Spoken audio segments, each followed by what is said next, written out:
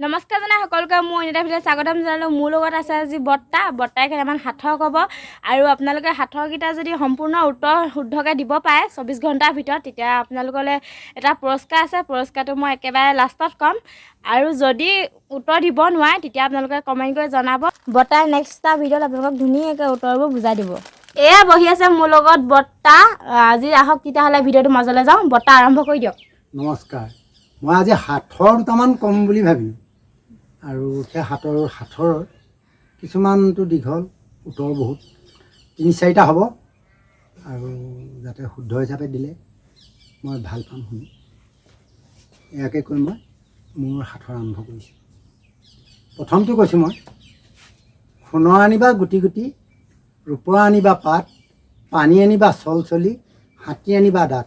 ইয়াৰ প্ৰশ্নটোৰ উত্তৰ হ'ল 4টা। আৰু 2 নম্বৰটো আহিলে, গফত মৰিল গছ হস্তি, গছকত মৰিল গুম, শৰ খাওঁতে শগুন মৰিল, আজোৰত মৰিল দুম। এই প্ৰশ্নটোৰ উত্তৰো হ'ল 4টাই। 4টাই দিব লাগিব।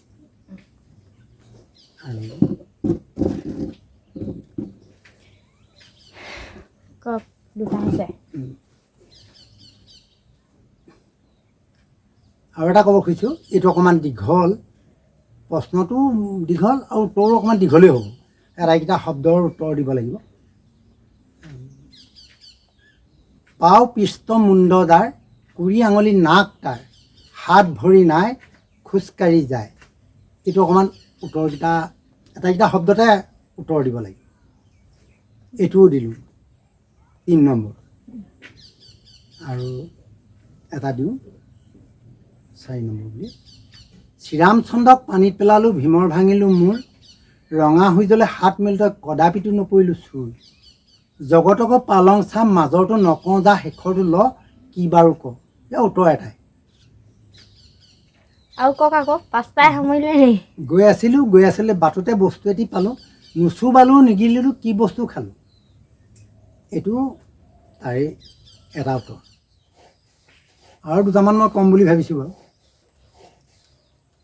এহাত কাঠ 12 হাত দাঁত, 3টা ভীম, তাক ক'ব পাৰিলে পইচা 4 অনা দিম।